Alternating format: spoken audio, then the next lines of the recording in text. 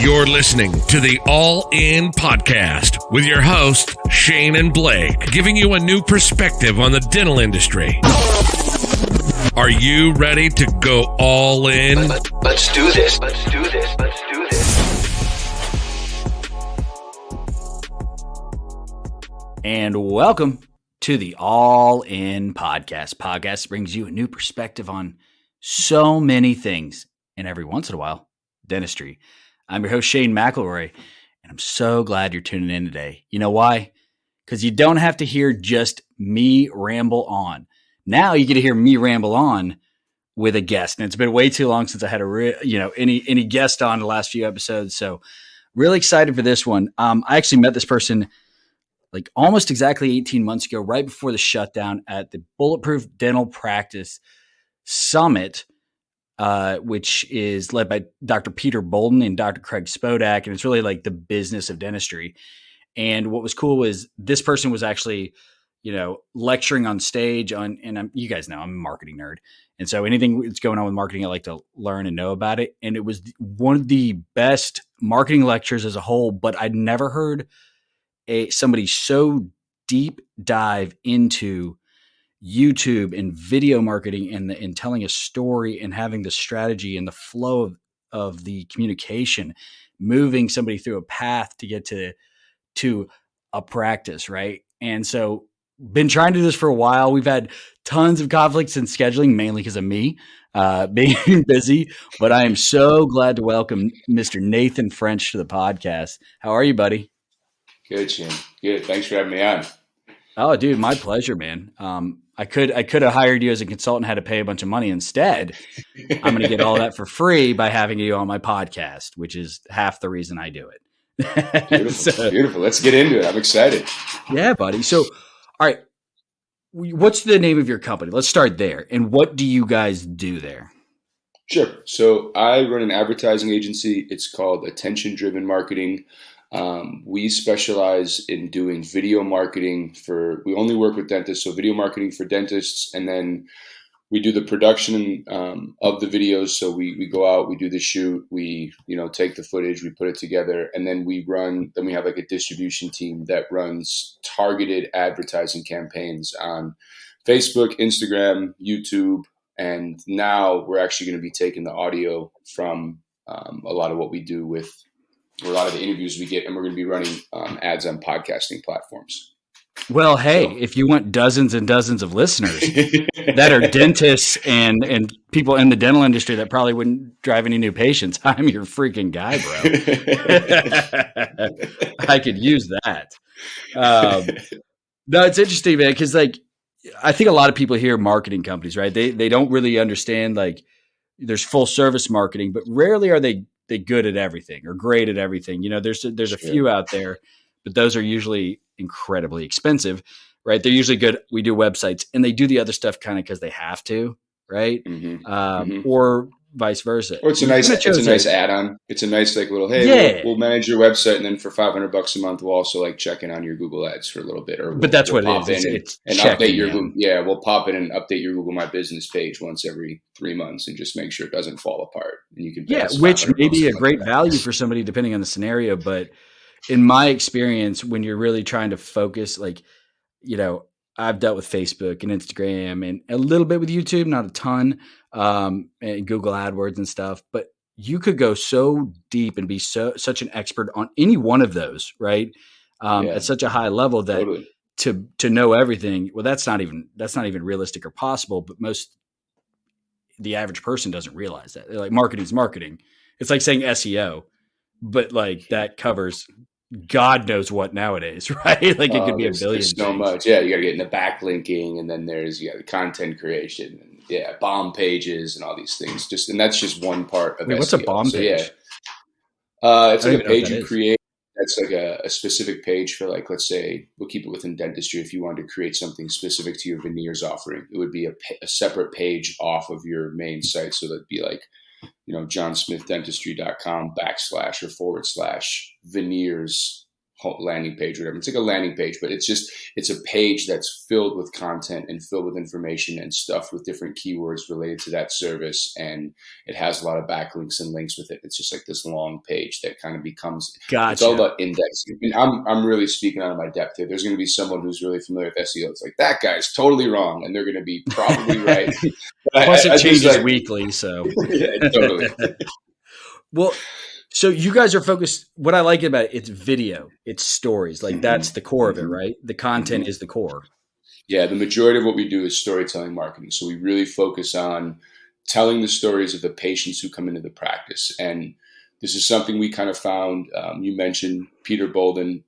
He was kind of the first dentist that I started working with probably three and a half years ago. And I just was working with him kind of as a freelance contractor, coming in, doing some Facebook, Instagram ad stuff for him.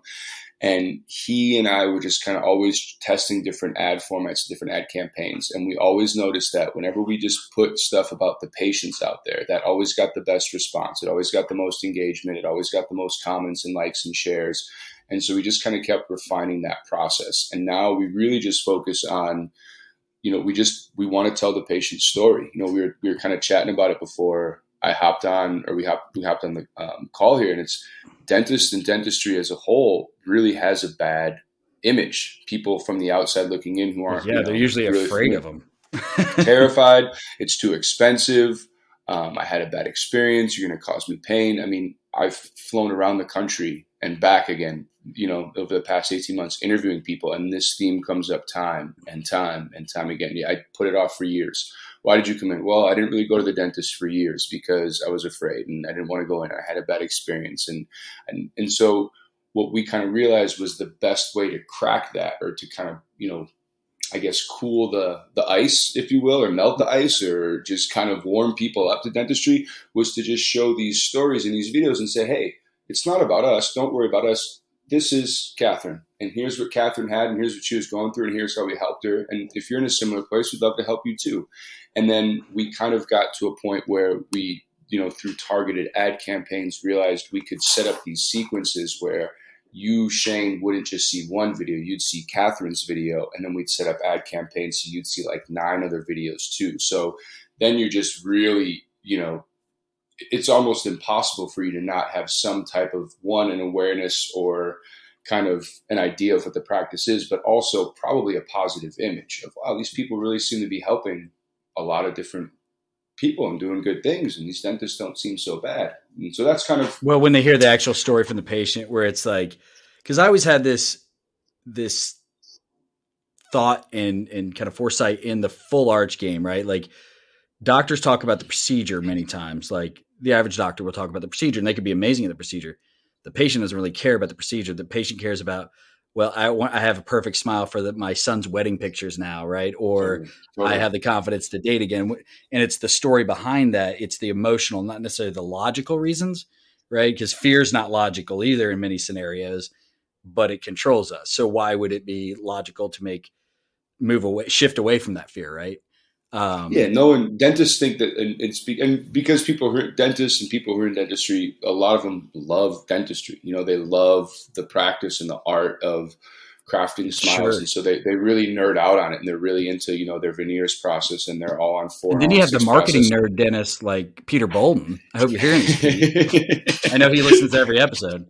What up, Pete? What's up, Pete? But like you said, that's not what the patient's interested in. Dentists really aren't in the teeth business. They're in the connection business. They're in the confidence business. They're in the business of giving people, the ability to really feel comfortable in their own skin again. And that's the core of what people are really interested in. So that's what we try to capture in these stories as we talk about, so like, tell me a little about like where you were from, what was going on, what brought you in. And these people really open up, and you realize, how life-changing dentistry really is. Like, I had no idea until I started working with dentists and conducting these interviews. I had no idea at just how life-changing it was for people to not be able to smile or not feel comfortable with their teeth or not be able to eat or trust their teeth when they're eating, and to then be able to do those things. I don't think there's anything more transformative than that. I really can't think of a Oh, yeah. cosmetic procedure that you could go through. I mean, maybe if you're given legs or arms or prosthetics or things like that. But I mean, that you think about like not smiling. Like I've noticed it now as I kind of have been working in the space for a bit, and I see people don't smile, and you can tell it just holds them back physically. Like their And whole those people body actually retreats enjoyed in. COVID wearing a mask all the time. I mean, legitimately was their way to Totally. escape and be in public at the same time. Yeah, Right? for sure. Yeah. And they usually hide themselves. The analogy I usually use with doctors in this scenario, I'm like, all right, like Nathan, do you like to travel? Right? Everybody always says yes, right? But is that true? Right? Is that true? So you like to go to the airport and park a mile away and pay $100 for that parking, and also pay a god awful amount for the flight, and then you have to wait in line, go through security, and then you got somebody. You got to take a COVID test before you go. You got to do your COVID test before you get to the airport. You get in the plane and you got a big fella sitting next to you who's halfway in your seat, right? Because they jam us all in, and then he's also hacking up on you and refusing to wear a mask, whatever, right? Like, oh, then you may get sick. Oh, the plane broke down, right? But it's all worth it when you get to wherever that destination is, right? So you need to know what their destination is. People don't like to travel. People like to vacation and get it to that destination. So why is everybody talking, and doctors always talk about the process or the traveling, which is actually not the fun part, the cost, the lost time, the annoyance, when really they just want to be where they want to be, right? Like the end goal. And kind of when I've seen your stuff and the stuff that you're doing with Pete and other doctors, like that's what I see is like you're telling the story of the destination, like where you're at right now and then the destination, right? Because if the destination is not worth it, well, you're not going to spend the time, trouble, energy, and money to get there, right? Like, and I think that's what I noticed you do really well. It also, thank you. And I agree with everything you said. I also think it gives people a reference point where they can see themselves in someone else. So when you're going through, especially for these, these big, like major procedures, there's not everyone's going to relate to that. Not everyone is going to have bad teeth or need a full smile makeover or have these degenerative, genetic diseases that attack your gums or your teeth and make it so you need to have a full restoration. That's going to be a small subset of the population. So when you share one of these stories and these people talk about these specific fears and just things that they had that held them back, and you share that, and it's not about you, that's what people will connect with. They won't connect with a dentist who's really talking about dentistry and who's so excited about dentistry and who wants to talk about their special in-house offer that they're putting out, all this stuff. They won't connect with that person, but they will be able to see themselves and say, hey, I'm exactly like Shane. I felt the exact same way. I went through the exact same thing. And maybe if these guys helped him, they can help me too. Yep. Yeah. So, let me ask you this. Mm-hmm. There's different types of marketing. There's like, at that point, right? Like, why is Google AdWords so expensive now? Well, because there's intent, right? Like, I have already researched this, I've done this. Now I'm really looking, like, I'm very close to buying or whatever. It's a product, service, whatever. But the real difficult part, like where it really takes talent and the proper story and the proper distribution of that story and communication, is demand generation, right? I don't even realize there was a solution to the problem that I have, right? So I wasn't actually researching it. Would you say that's kind of the core of your business, is demand generation, more so than just like point of sale, really, is what I think of Google AdWords? Or is there some combination to it? There's some combination. I think there's definitely demand generation. I think there's definitely we're creating awareness. I mean, the name of our company is Attention Driven, so we're capturing attention and creating awareness for these practices so that people are familiar with who they are. They know about the practice. I mean, we don't just put the patients on camera. We'll have the doctors on camera so they know who the doctors are. They get a chance to hear the intonation of their voice, see them up on camera, see what they look like, get at least somewhat of a feel for who they are. So there's that element to it. But yeah, then there's definitely demand generation, because I think a lot of people, most people it depends on what type of service you're selling. If you're just looking for a run-of-the-mill procedure, you just want a cleaning, or you're looking for a family dentist and you're shopping around, I think these videos work as just because they paint the dentist in a positive light. I say we do cool guy in the bar marketing. We're not the guy going up to every girl being like, hey, what's up? Give me your number, give me your number, give me your number. We're the Hey, guy it's a up there numbers game, just like, bro. It worked for me eventually. we're just the cool guy in the bar just telling stories and chatting with people, and we're just playing it cool, and everyone's just going to come to us and chat with us, and yeah, if it works, we're not really getting too aggressive. There's a great So I think it's more awareness and relationship at that point, awareness more and so than relationship. demand generation. That sounds almost too brute. Yeah, but there is an element of demand generation in terms of we're showing, like you said, we're showing what it could be to people. So there's people out there who know they need who know they need a new smile, who know they need to go into the dentist and get these serious issues fixed, and they're just afraid.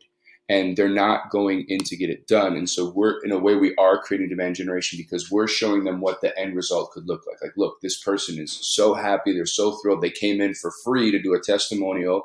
They sat with us while we filmed them. We created this 3-minute video. Like, this is what it could be like. And we get so many, the cool thing is it's really easy because we get so many powerful testimonials. If this were I honestly couldn't. There's very few industries where I can imagine this working as well because, like I said, it's just incredible the change that people go through and how adamant they are. I've talked to people who've taken out mortgages, for 20 or second mortgages on their house, who've taken out loans from the bank, and every single one of them's like, "I wish I would have done it 5 years ago." I can't tell you how much better I feel. I can't tell you the difference in how people respond to me and how I respond to other people. This is the biggest thing I've done in the last 10 years. And so they see that, and that I think kind of generates that demand inside of people who see it because they're like, hey, I want that too. You know what? I'm not waiting anymore. They're telling me, they're showing me I could have this too. Yeah. So it's like, I see myself as that person. That could be me, right? They're putting themselves in that role. So, there's my solution.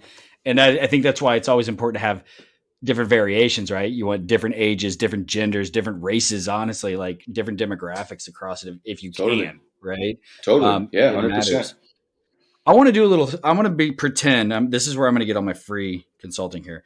I'm going to pretend, and for everybody listening, that I am myself a practicing clinician, and I want to, we'll pick the easy spot that everybody seems to want to grow because they're both profitable, right? Both these. I want to grow my dental implant business and or clear aligner business. Like that's where I really want to focus this. And I've called you, Nathan. I'm sure there's a process you go through with their goals, their expectations, everything they want to hit. I'm just assuming that, but you're a pretty thorough guy creating stories. Yeah. I'm sure that's part of it. So where would you start? Because let's say we've had our discussions. Here's the procedures. Here's kind of my goals. Okay. I've decided that we're going to move forward. Now let's start with content creation. What is the process? Like, do you have a systematic process of kind of the story layout and what you're going to tell? Like, how does that work? Right. You're coming to my practice, my patients. How would you set that up? So, I'm going to take it another step back because I would be upfront with you and say, I don't work with everyone. What we do is a pretty niche, high level type of marketing. And it only works with this. I don't want to say that, how about this? Not every practice is created equal. Not every office is created equal. And every practice, Pete and I always talk about this, there's different life cycles for where dentists start with their practices. And some, I would tell them, hey, like what does your landing page look like? Where are you sending people? What's your intake process look like when people call in? How are you handling these leads? What are you talking? What do you offer in terms of, do you have like an in-house payment? Very good point, by the way. I want to highlight this. You could throw all the money in the world at marketing. You could have 1 billion leads, but if you don't have an intake for that, a proper one, not just the front desk who's doing insurance and all this in a flow and how you're going to drive that patient through, then you're wasting money, right?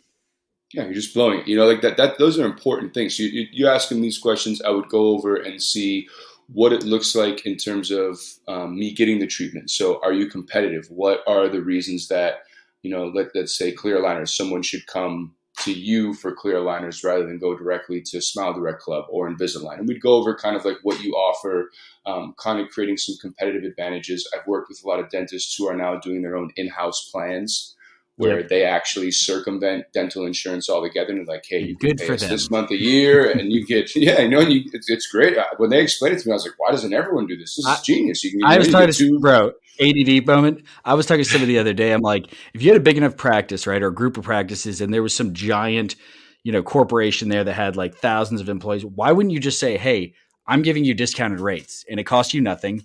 and this is what you offer your, it's the same fees they would pay if they had insurance. That's what I would do. Yeah. Side note, sorry to distract. Or like I've talked to some of my clients, and one of them were like, yeah, so we offer it's this. And I was actually telling two of my friends who were in the area. I was out in Boston visiting a client, and I have two friends who live out there. And they were like, yeah, I don't have dental insurance, or my insurance through the State's running up in another couple of years. He's an entrepreneur as well. He's starting his own business. He says, I'm looking for a plan. I was like, hey, man, actually, my client who I was just visiting has this in-house plan. You pay like X number of dollars a year. I think it was like $500-$600 a year, maybe even less. You get 2 cleanings, 1 set of x-rays, this, and this.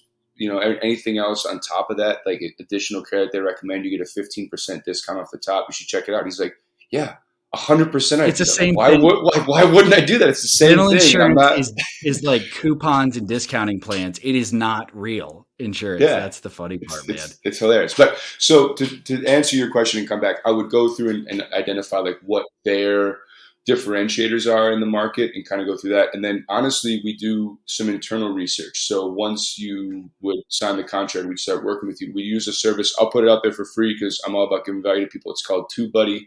It's an extension that you can add on to your YouTube channel, and you can actually go in and search through Tubebuddy and see. So I could type in Invisalign, I could type in veneers, I could type in clear aligners, and Tubebuddy will go through and scour all of YouTube, and it will categorically show me what are the most viewed videos, what are videos that are getting the most comments. Nice. So it kind of gives you an idea of like, all right, what is grabbing people's attention, Exactly. And so we just let the market tell us like what are people searching for, what are they watching, what are they interested in, and then we'll go back to the clients and we'll say, hey, here's what we're seeing is really capturing people's attention. We think we should create these videos for services like that, such as let's keep with the clear aligners, because it's something that's really purely cosmetic. All Sure. dentistry to a level is cosmetic, but this is really like, it's not like you're in pain or you can't smile. Exactly. And not like you just have need a root canal and you're just dying. Exactly. Right now. You really, I think we found it works. Oh, sorry, I hit my little Siri button there. It works best when you focus on information, providing information and informing people about, hey, here's some frequently asked questions. Hey, here's what, this will look like. Here's what the process looks like. And then when we go out and do the shoot, we'd always ask them, say, hey, try to find 2 or 3 people who've gone through the process and let's just talk to them and see what it looks like. And then that kind of always different. It's a little bit different. It's a little bit different when we go out and do the interviews, because that's kind of something where I let whoever I'm talking to dictate the flow of what the video is going to be about. So for example, the same practice. You follow their story instead of trying to like steer it. Exactly. Like it's open. Like I will ask open-ended questions, say, what brought you in here? And this one, we just started talking, and she started talking about how all her kids had braces and she put them all through orthodontics, and she had never really wanted her smile, but it was so important for her to, make sure her kids had a nice smile. And she really wanted to get that for them. And then when they got through it, and this is what she said, and I'll never forget it, because I was like, this is the hook. This is the headline to the ad. She's like, I decided I'm going to invest in myself. And I was like, boom. Yep. That's it. That's the story. I guarantee there's another mother of 4 out there in her early to mid 40s who's going to look at that video and say, yeah, me too. I want to invest in myself. I gave all my kids these beautiful smiles. I want one too. And that's the story. And that's kind of how we leverage the stories. So they'll see the story, and then we'll put them in an advertising sequence or a funnel where afterwards, then they'll see, hey, here's a video going over 5 frequently asked questions about Invisalign. Here's another story of a different person who got Invisalign. And we'll kind of keep the practice front of their mind. We'll keep them in their attention, so they're always kind of getting this exposure. And it's cool because with these ad platforms, you can set frequency caps on how often people see ads. So I can set an ad. Oh, so you can't like piss. Like I hate if they don't do that, because then I get the same ad, and I hate that company now or person or whatever, as opposed to like have any interest at all. And then we're not the cool guy in the bar, right? The cool guy in the bar doesn't do that. You're me hitting on every chick repeatedly. Right? Exactly. Now you're just coming up and trying to keep being the cool guy in the bar, and it's not working. So we set frequency caps, so you'll only see those 2 or 3 videos, once or twice in a 21-day or 30-day period. So it's just, we're putting it out there. We're letting you know, we're creating awareness. And really, I don't know. I would like to talk with people. I haven't really connected with too many other dental marketing companies, but I've run conversion ads through Google search ads, Google AdWords, where you're paying for clicks and you're trying to get conversions, and you can directly, look and say, okay, because we ran this ad, this many people clicked, this many people gave us a phone call, this many people scheduled an appointment. We can track all that. And I think that those ads are valuable. We've run some of those ad campaigns for clients. We do that as a one-off service for some of our clients who ask them. So I'm not saying people shouldn't do that.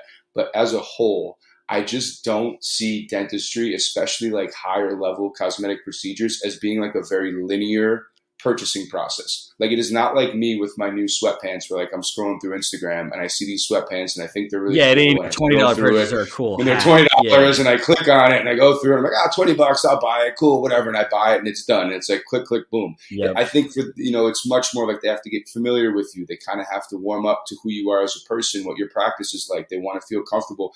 I mean, beyond, the cost and just the fear of the dentist, there is a real fear from people that dentists will mess up.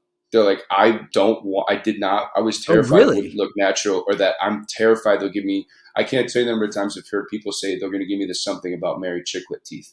And so I think there's that element of trying to make people feel comfortable. Like, hey, this guy's really, he's a good dentist, or she's a good dentist. They know what they're doing. They're coming from a real person and expressing that in a real way, not a scripted way, is genuine. And so now that person's an expert, because they've been validated by this person who's like me, a real person, in speaking to me like I am another person, right? Exactly. No, and they're doing it in a way that we like. We like to hear stories. That's how we love to consume information. I would much rather hear only for the last, thousands and thousands of years. Yeah. It's how we're conditioned to consume information. So it really seems, for me, it's just like a no-brainer. Like, this is how everyone should be advertising. Everyone I talk to, I'm like, yeah, this is how you should be doing it. Like, why don't you just do it this way? As long as you do good work and you're a good dentist and you offer quality service, like, what do you have to fear? Like, what's holding you up? No, for sure. So that's the entire like content creation process, right? I want to do some other stuff here. Like, so you've created the content, you created the story, and we heard your methodology, real patients speaking a real format, open-ended, right? So it's genuine and their experience. And I want to drop one more nugget journeys, here. Right? Yeah, please. I want to drop one more nugget here for anyone who's listening who wants to do this and doesn't want to work with us. We really focus on a dual narrative. So to take it back to the bar analogy, if you and I are telling a story and we're going back and forth, that story is going to be more dynamic than if it's just one person talking. Then it's just a testimonial and a review.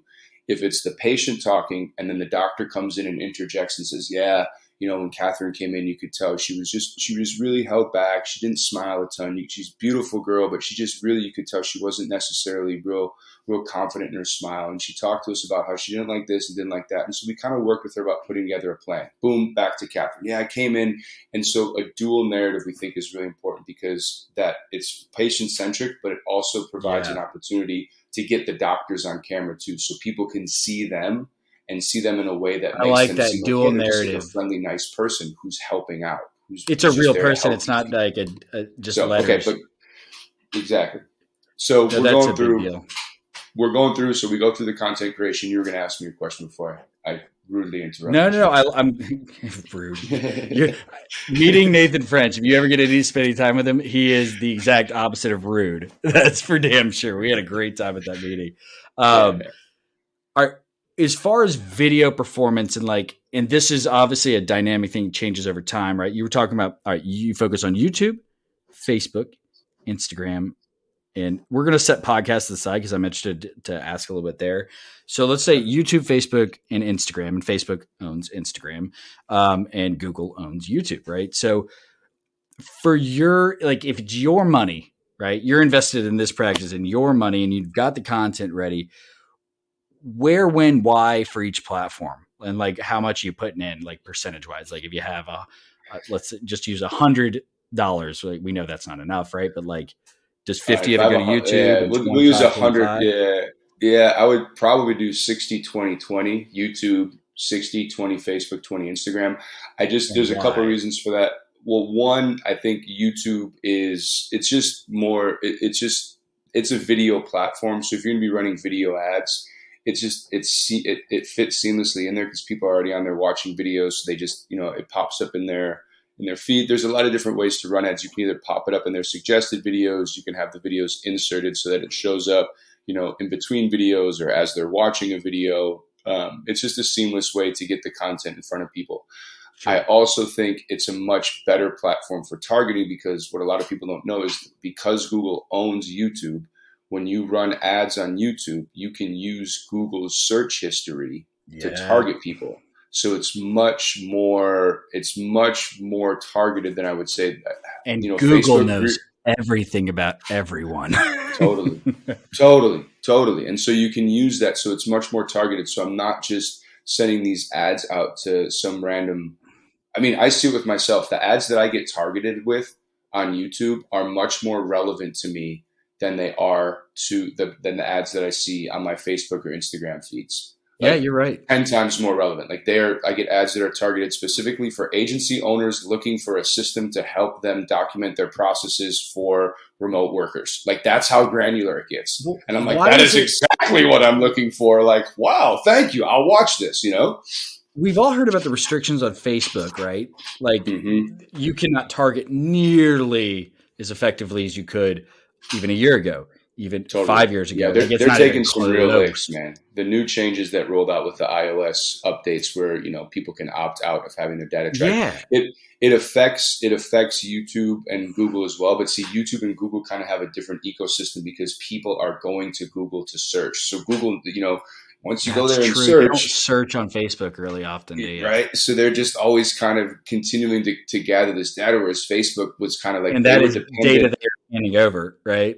Totally. And Facebook was always dependent on this pixel data. So they would have, their big thing when they first launched, back 2016, 17, 18 was install this pixel code on your site. And then we'll help you to remarket to people. We'll be able to tell you who's visiting your site. If they get to the add to cart page, if they get to the initiate checkout page, what page on your site they visit. And oh yeah, we're going to keep all that data for ourselves too. And so then for like Airbnb, for example, let's say someone goes to Airbnb's site and types in Nashville and they get to a place in Nashville that they're going to check out. Well, Airbnb can remarket to that person and show them those same places that they were looking at a discounted rate and maybe they'll opt in. But Facebook could also take that data and then they could then put that person into an advertising bucket labeled Nashville or labeled country music or labeled whatever here. And now that they can't get that data, now that that's not as open to them because of these iOS changes, it's really taken a hit on the efficacy of their targeting. So we still use it. I still believe in it. I still know a lot of people who spend a ton of time on Facebook and Instagram. I look at it as TV. I just want to get as many eyeballs on these videos as possible. So it's like brand awareness than anything else. Exactly. I would still get the videos out there and I would still use them. But I would definitely say if for my money, I think the future is YouTube. I think that it's as well known as it is, when I talk to a lot of marketing, and I talk to tons of people in marketing, different agencies, different companies, whatever. But like, that was why I was so interested in your lecture even a year and a half ago. And I would have thought I'd see even more people really focused on YouTube. I'm still not seeing it from the agencies. And I don't really get why, other than they've just done what they've done and they're comfortable and they don't really want to change it.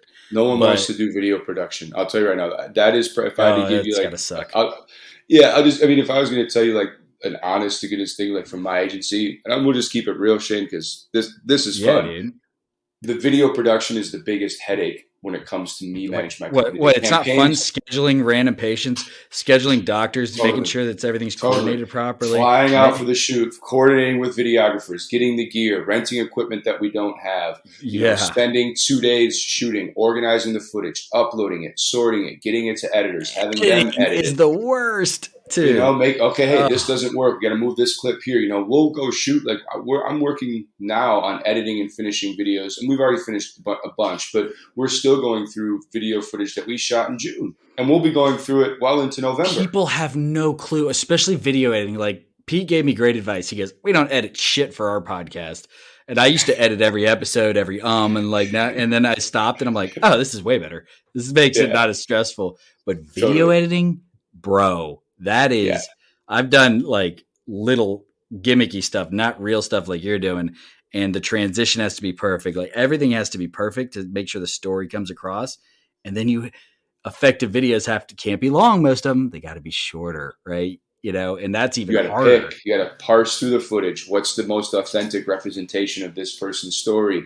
How can we cut this? What's the best flow? So there's a huge front load investment. And I don't think a lot of agencies, one, really want to deal with it or have the know-how to deal with it. And two, I think with YouTube, I mean, if you're going to get into YouTube ads and you're really going to dive into that, you have to be committed. You have to have a YouTube link for every video that you want to promote. So every video that you want to run on a YouTube ad needs to be uploaded to YouTube. So you need the video content. I mean, this is a big reason, like when we work with people, we say, hey, you have to sign up to commit to us for a minimum of 10 videos. We'll go upwards of 30, but like if you're not committed to the video package, we're not going to do any ads for you because we're not going to just do this if you guys don't have any content.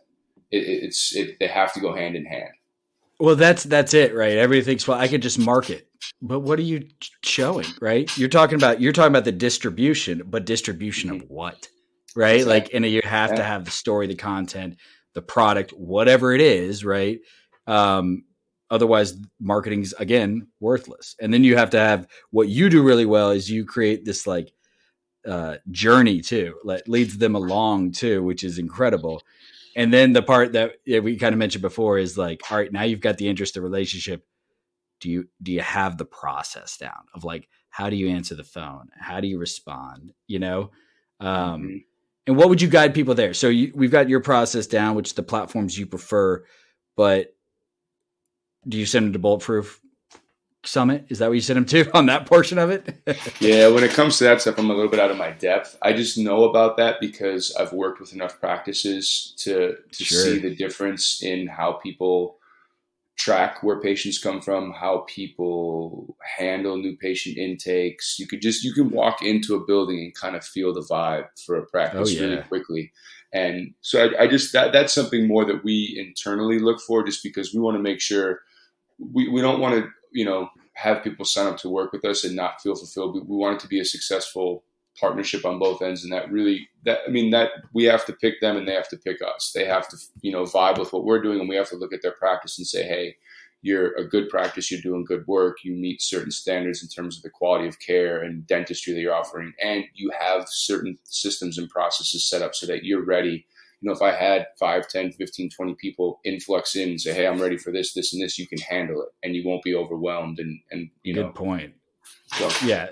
Well, especially, or the best thing to do is what I see a lot of is people hire like former implant reps or implant reps, or maybe a hygienist or somebody who, hey, I've got kids, I want to be at home, who has a cell phone that's different from their personal and can answer after hours. Because turns out, I would assume most people are watching YouTube videos. Well, some people watch it during work, but more than likely, it's after hours, right?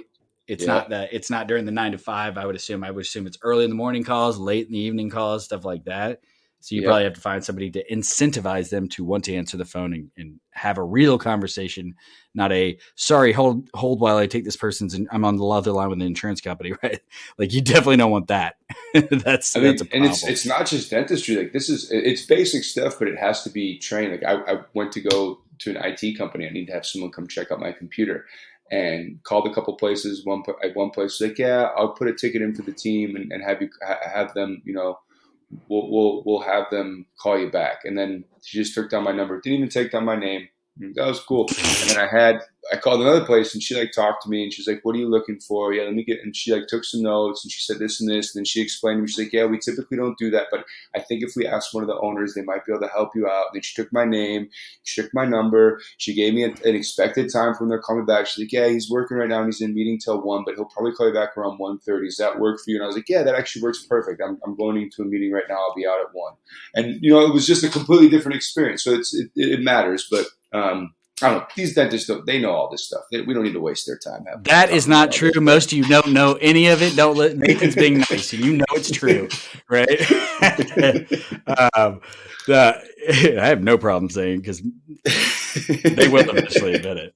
I want to get into the podcast stuff. So you're kind of diving into that now, like podcast ads, because it's interesting. And, I don't know that much about podcast advertising stuff, and here's why. You have to have a lot of listeners. So people actually want to pay you to put their message on your podcast. Hasn't been an issue for me. But when you're doing this, I mean, how are you defining where your market's going to be? Like, what are some of the costs relative? And you don't have to say exact cost, but like their rates for like a 30-second ad there versus like getting somebody to watch a video for 30 seconds on YouTube or Facebook or IG. Is the less, more, all that stuff? Like, so how do you find your demographic you're looking for, and then kind of what's the ROI? Like, what's the cost as well? The ROI is really hard because we're just getting into this, Shane. This is a brand new venture for us. This is something where we just realized that because we have all these interviews, we were just talking. I was like, what could we do? And we were thinking, we're like, podcasts. I was like, that's where we're attention driven. We're all about getting people's attention. All of my friends' attention is on podcasts. Not all of them use Facebook. Not all of them use Instagram. Not all of them use YouTube. But across the board, every single person I know who's between the ages of 22 to 65 is listening to some sort of a podcast. And we have all this video footage. What if we just strip the audio and we create these short audio ads just using some really impactful clips from an interview, and we create a cool audio ad? So there's different ways to run it. I would say, so one platform is called Audio Go. That's more of a general platform. I think they place ads. It's kind of like what's it called? Native ads for Google ads, where they have like a network of podcasting. And they know the demographics for each one. And they know the demographics. So you go in and you kind of select, hey, I'm going to target this area, this age group, and then they have some interests or things that are identified. I think they probably just pull that based off the podcast they're listening to. So, for example, if someone's listening to this podcast, they're more than likely a dentist or in the dentistry space. My mom definitely is. She's my number one fan. So, hey, Mom. Biggest fan. Yeah. And so then you can just run ads like that. Spotify has their own advertising platform. Yeah. We haven't run ads on there or looked into it, but I would imagine that's very similar to YouTube, whereas you could probably target people for specific podcasts. Like, obviously, I think like you said, well, dude, and Spotify, by the way, is crushing it. That Joe Rogan deal they made worked. Huge. It really hurt Apple Podcasts bad.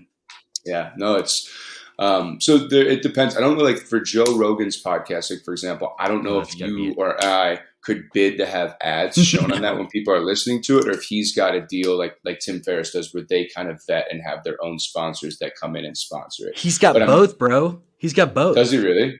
Yeah, okay. So I believe this is true, and this is how it's working now. Because now what you're seeing is the ones that pop up, like it's not part of the recording, right? Like it segments it, right? And those get skipped a lot. Yeah. But what you're seeing is the ones he still gets it. So Spotify, I believe, makes that money, but the money he makes is the ones he does still inside of his own. So you're seeing like both now. One that are like built inside podcasts. So you'll see that a lot where they actually read the ad themselves, and it's part of the whole recording. Versus like cropping, like it jumps in and it's just an ad targeting. Yeah, I've heard that on some of them. So that's kind of the next I think frontier for advertising. And it's just I don't know, for us it's a perfect what's the word I'm looking for? It's just a perfect new venture because we already have all the footage, right? That's the beauty of audio and video, right? Once you get video, once you get this content, there's so many different ways to use it.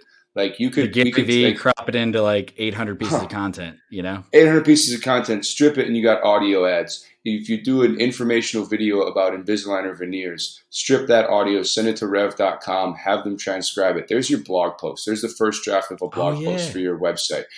There's so many different ways. And video is great because then there's nothing left behind. You have everything for the video you want to make. You can strip the audio to create audio ads. You can strip the audio, transcribe it, and have a blog post.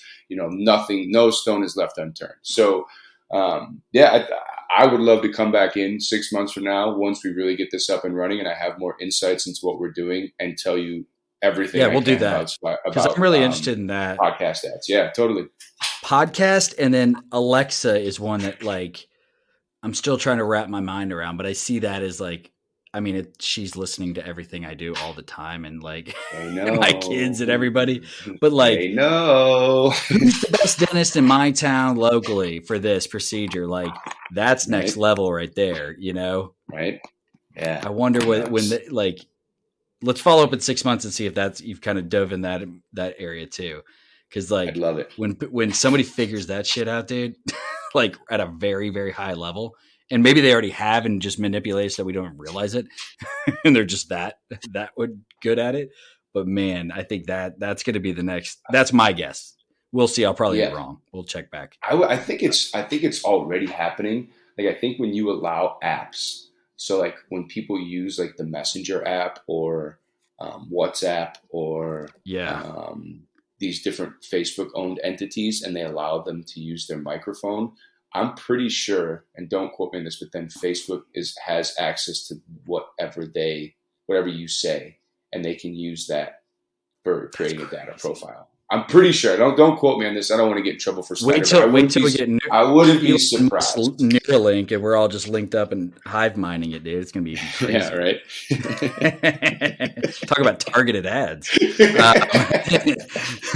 Well, dude, honestly, man, I usually shoot for 30 minutes for these things, but I was so interested that we definitely went over. But that's a great thing. So we will do a part 2 to this in a few months just to see, you know, how the audio stuff's doing, what else has changed, right, in your focus. But before we wrap, like, if somebody wants to talk to you, and I got to say, man, Nathan is like one of the best conversationalists. I didn't expect, you know, some marketing people, you think of them as like loud, boisterous, hitting on every person at the bar, kind of like me. But Nathan, you're truly one of the coolest, most transparent, genuine people, like, that I've truly ever met. Like, I mean that. I was telling my wife about you when I got back from conference. I was like, dude, I met this guy named Nathan. He's this and that and this and this. It was like, so like truly an awesome dude, genuine, completely selfless. And you'll hear other podcasts. I don't say that shit very often. So cheers, I really appreciate that. It's just the truth. But to have that, you know, that type of person also running your targeted marketing in like super high quality, and the honesty to say, hey, we're not the right fit for you if you're not, that's a big deal. So if somebody was interested in working with you, or even exploring if maybe it would be a fit, how would they get a hold of you? So they can shoot me an email. My email is nathan@attentiondriven.com. They could also visit our website. So that's attentiondriven.com. There's a contact form on the homepage. They can just, you know, browse through. There's examples of all the different videos that we've created up there. There's an about page that kind of goes over the genesis of why we do what we do. They can listen to my speech from the Bulletproof Summit this year. That's just got put up there, so they could kind of go through. I know. I was bummed I couldn't make it this year. Yeah. And they can just reach out to us through there, and then we'll get back to them. And those would probably be the two best ways to reach out to me for anything, you know, dentistry, video marketing related. Last question. Are you going to be at the next Bulletproof? I think it's in June in Nashville next year. Oh yeah. I'll be there. Hell yeah. I will see you there. It's already on my calendar. Cool. Let's set some time aside, have some drinks, and hang out, bro. Love it. Love it.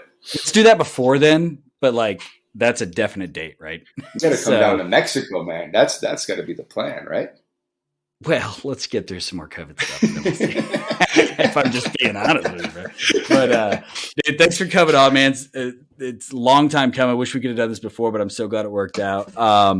And guys, we'll catch you on the next All In podcast. Thanks for listening to the All In podcast. See you next time.